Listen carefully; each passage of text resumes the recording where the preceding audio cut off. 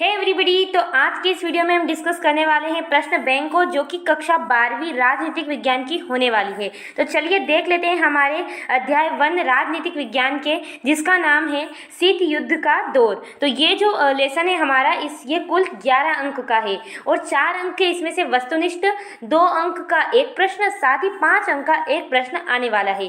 तो ये जो चैप्टर है वो काफ़ी इंपॉर्टेंट चैप्टर है। तो चलिए जल्दी से इसके क्वेश्चन आंसर को सोल्व कर लेते हैं। फर्स्ट हमारे सामने सही विकल्प है, जिसमें फर्स्ट है क्यूबा का मिसाइल संकट उत्पन्न हुआ अप्रैल 1945 से 1990, दिसंबर 1960 से 1961, जून 1958 से 1962, अप्रैल 1961 से अप्रैल 1962। सो फ्रेंड, इसका राइट आंसर रहेगा अप्रैल 1961 से अप्रैल 1962। उसके बाद नेक्स्ट क्वेश्चन है शीत युद्ध का चरम बिंदु क्या था? क्यूबा मिसाइल संकट, बर्लिन की दीवार, कोरियाई संकट, सोवियत संघ का हंगरी में हस्तक्षेप। सो फ्रेंड, इसका राइट आंसर रहेगा क्यूबा मिसाइल संकट। उसके बाद नेक्स्ट है हमारे सामने गुटनिरपेक्ष आंदोलन के प्रथम सम्मेलन के सदस्य देशों की संख्या कितनी थी? 11, 25, 76 या 101। सो फ्रेंड, इसका भी राइट आंसर रहेगा 25। उसके बाद नेक्स्ट क्वेश्चन है बोल्शेविक रूसी क्रांति कब हुई थी? 1917, 1921, 1912, 1909।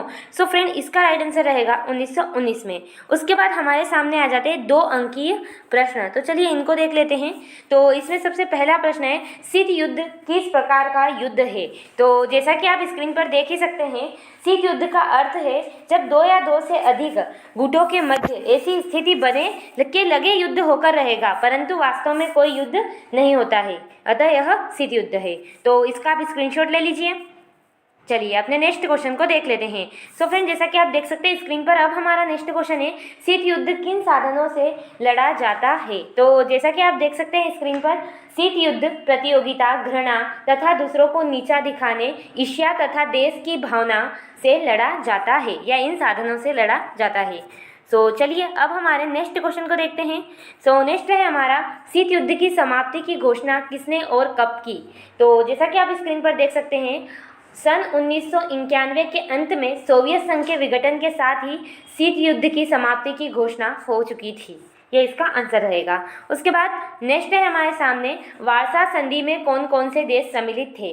तो जैसा कि आप स्क्रीन पर देख सकते हैं, वार्सा संधि में सोवियत संघ, पोलैंड, पूर्वी जर्मनी, चेकोस्लोवाकिया, हंगरी, रोमानिया तथा बुल्गारिया जैसे देश सम्मिलित थे। ओके। उसके बाद नेक्स्ट है हमारे सामने विश्व में गुटनिरपेक्ष आंदोलन का प्रभावशाली नेतृत्व किसने किया? तो जैसा कि आप स्क्रीन पर इसका आंसर देख पा रहे हैं, गुटनिरपेक्ष आंदोलन का प्रभावशाली नेतृत्व भारत के जवाहरलाल नेहरू, मिस्र के गमाल अब्दुल नासिर तथा युगोस्लाविया के जोसेफ टिटो, अतः 9 स्वतंत्र देशों ने किया। तो ये इसका आंसर रहेगा। उसके बाद चलिए नेक्स्ट क्वेश्चन देख लेते हैं। सो फ्रेंड, अब हमारे सामने नेक्स्ट क्वेश्चन है शीत युद्ध की विशेषताएं। ये 5 अंक के प्रश्न है, तो ये थोड़े लेंथी होंगे। चलिए इनको देखते हैं। शीत युद्ध की विशेषताएं लिखिए। तो शीत युद्ध की क्या क्या विशेषताएं थी उनको देख लेते हैं। सो फ्रेंड, आप जैसा कि स्क्रीन पर देख पा रहे हैं शीत युद्ध की विशेषताएं। सबसे पहली विशेषता है शीत युद्ध दूसरे महायुद्ध के नकारात्मक प्रतिक्रिया स्वरूप उत्पन्न हुआ। इसमें परस्पर बदले की भावना सर्वोपरि थी।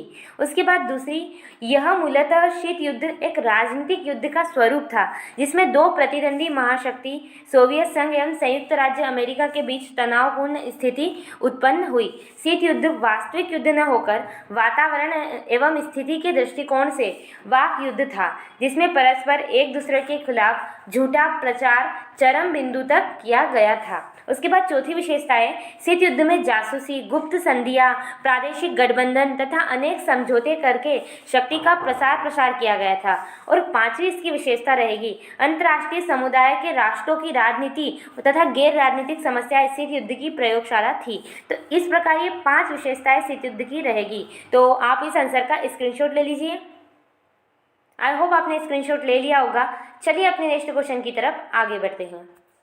सो फ्रेंड, जैसा कि आप देख पा रहे हैं, अब हमारा प्रश्न क्रमांक 11 है अंतर्राष्ट्रीय संबंधों पर शीत युद्ध के 5 प्रभाव लिखिए। यानी कि शीत युद्ध के कारण जो हमारा इंटरनेशनल रिलेशनशिप है या इंटरनेशनल रिलेशन है, उन पर क्या इफेक्ट हुआ, उनको हमें देखना है। तो चलिए इसके आंसर को भी वॉच कर लेते हैं।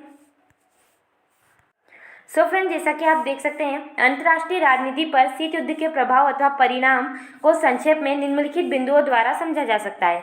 सबसे पहला, विश्व में दो गुटों में विभाजन। विश्व का दो गुटों में विभाजन।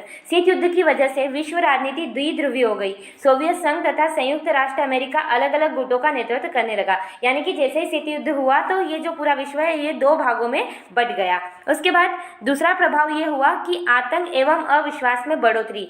शीत युद्ध की वजह से देशों के बीच परस्पर अविश्वास, आतंक, तनाव, प्रतिस्पर्धा इत्यादि की भावना पुष्पित एवं पल्लवित होने का अवसर मिला। यानी कि जो ये दोनों गुट थे एक दुनिया के दो से, उन दोनों में आतंक, एक दूसरे पर अविश्वास की भावनाएं उत्पन्न होने लगी। उसके साथ तीसरा है आणविक युद्धों का खतरा। यानी कि द्वितीय विश्व युद्ध के दौरान प्रयुक्त आणविक हथियारों की विनाश लीला से दुनिया के सभी देश भयभीत हो गए। उन्हें यह भय सदैव सताता कि शीत युद्ध में आणविक हथियारों को बनाने की प्रतिस्पर्धा शुरू हो गई है। यदि इनको कभी प्रयोग करने की स्थिति नहीं बनी तो इसके निर्माणकर्ता के साथ विश्व का महाविनाश हो जाएगा। ये बात यहाँ पर कही गई। तो आणविक युद्धों का जो खतरा था वो उत्पन्न हो गया था। उसके साथ चौथा क्या हुआ? चौथा पॉइंट रहेगा सशस्त्रीकरण की दौड़ तथा विश्व का यांत्रिकरण। अब सशस्त्रीकरण की दौड़ का मतलब ये है कि विश्व के अनेक देशों में हथियारों की अंधी दौड़ शुरू हो गई। यानी कि जो भी देश थे वो सब हथियार बनाने लग गए। उसके बाद यांत्रिकरण का ये मतलब है कि अमेरिका ने क्या कह दिया कि जो हमारे साथ नहीं है वो हमारा विरोधी है, तो इसे ही क्या कहते हैं? यांत्रिकरण कहते हैं। उसके बाद संयुक्त राष्ट्र संघ की कमजोर स्थिति। शीत युद्ध की वजह से संयुक्त राष्ट्र संघ की निर्बल हो गई। महाशक्ति के परस्पर विरोधी दृष्टिकोण के कारण संयुक्त राष्ट्र संघ कोई ठोस कार्रवाई नहीं कर पाया। तो यहाँ पर क्या हो गया? शीत युद्ध के कारण जो संयुक्त राष्ट्र संघ था वो कमजोर पड़ गया। तो ये कुछ 5 प्रभाव थे जो अंतर्राष्ट्रीय स्तर पर हुए थे। तो आप इनका स्क्रीनशॉट ले लीजिए। उसके बाद इन 2 पॉइंट्स का स्क्रीनशॉट, उसके बाद एंड में इसका। सो आई होप आपने स्क्रीनशॉट ले लिया होगा। चलिए अपनी नेक्स्ट क्वेश्चन को देख लेते हैं। सो फ्रेंड, जैसा कि आप देख सकते हैं अब हमारा प्रश्न क्रमांक 12 है, शीत युद्ध की उत्पत्ति के कारण लिखिए। यानी कि जो ये शीत युद्ध है ये उत्पन्न ही क्यों हुआ? ऐसी क्या स्थिति बनी कि ये शीत युद्ध उत्पन्न हो गया? तो इसके कारण को देखते हैं जल्दी से। सो फ्रेंड, जैसा कि आप स्क्रीन पर देख पा रहे हैं, शीत युद्ध की उत्पत्ति के कारण युद्धकालीन संदेह एवं अविश्वास। यानी कि जब युद्ध हो रहा था उस टाइम पे सोवियत संघ और अमेरिका में जो द्वितीय विश्व युद्ध हो रहा था उस टाइम पे एक दूसरे पर संदेह तथा अविश्वास उत्पन्न हुआ। इसके कारण भी शीत युद्ध हुआ। उसके बाद दूसरा कारण है सैद्धांतिक मतभेद। अब सैद्धांतिक मतभेद कैसे? जो अमेरिका था वो पूंजीवाद को मानता था और जो सोवियत संघ था वो समाजवाद को मानता था। तो दोनों की विचारधाराओं में क्या था? मतभेद था। तो इसके कारण भी शीत युद्ध उत्पन्न हुआ। उसके बाद तीसरा कारण है अमेरिकी विरोधी प्रचार। अब क्या हुआ कि द्वितीय विश्व युद्ध के पश्चात सोवियत समाचार पत्रों एवं रेडियो में अमेरिका के खिलाफ जबरदस्त प्रचार अभियान चलाया, जिससे अमेरिका में व्यापक जन असंतोष व्याप्त हुआ। अब क्या हो गया कि जो सोवियत संघ था वहाँ की जो मीडिया थी, वहाँ के जो समाचार पत्र थे, वहाँ अमेरिका के खिलाफ बातें होने लगी। तो इससे अमेरिका और सोवियत संघ के रिश्तों में क्या आ गई? खटास आ गई और यही कारण रहा शीत युद्ध का। उसके बाद पाश्चात्य देशों की तुष्टीकरण की नीति। विश्व युद्ध के बाद साम्यवाद से भयभीत होकर पाश्चात्य देशों ने तुष्टीकरण की नीति को अपनाया। उन्होंने अपने सोवियत विरोधी दृष्टिकोण की वजह से जर्मनी और इटली के अधिनायकों की क्रूरता का विरोध न करके उनका समर्थन किया। तो ये भी एक कारण रहा शीत युद्ध के लिए। उसके बाद शीत युद्ध सोवियत संघ का बार बार निषेधाधिकार का प्रयोग। निषेधाधिकार यानी कि वीटो पावर, आप आगे के लेसन में भी पढ़ोगे। वीटो पावर जो कि संयुक्त राष्ट्र संघ के कुछ सदस्यों को ही मिली होती है, सामान्यतः 5 सदस्यों को मिली होती है।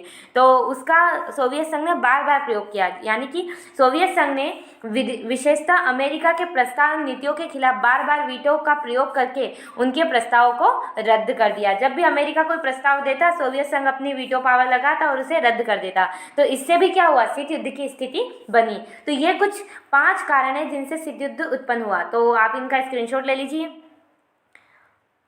उसके बाद आगे के इन 3 कारणों का स्क्रीनशॉट ले लीजिए। सो आई होप आपने स्क्रीनशॉट ले लिया होगा। चलिए अपने नेक्स्ट क्वेश्चन को जल्दी से देख लेते हैं। सो फ्रेंड, जैसा कि आप देख सकते हैं अब हमारे सामने नेक्स्ट क्वेश्चन है, गुट निरपेक्ष आंदोलन की उपलब्धियों के बारे में बताइए। यानी कि जो गुट निरपेक्ष आंदोलन था उसकी क्या क्या सफलताएं थी, क्या क्या उपलब्धियां थी। तो चलिए उनको भी जल्दी से देख लेते हैं। सो फ्रेंड, जैसा कि आप देख सकते हैं, सबसे पहले लिखेंगे हम भूमिका। गुट निरपेक्षता का अर्थ है किसी भी गुट में शामिल न होना, अर्थात दोनों महाशक्तियों से दूर रहकर अपनी स्वतंत्र नीति अपनाना। उसके बाद गुट निरपेक्ष आंदोलन की निम्नलिखित उपलब्धियां हैं। पहली है, गुट निरपेक्ष आंदोलन ने एशिया, अफ्रीका तथा लातिनी अमेरिका के 9 स्वतंत्र देश को एक तीसरा विकल्प दिया।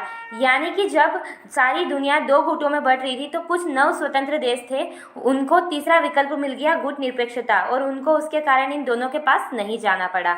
उसके बाद दूसरा है, गुट निरपेक्ष आंदोलन ने शीत युद्ध की जकड़ ढीली करने का प्रयास किया। उसके बाद गुट निरपेक्ष आंदोलन ने उसमें शामिल देशों की आर्थिक विकास व प्रगति में सहायता प्रदान की।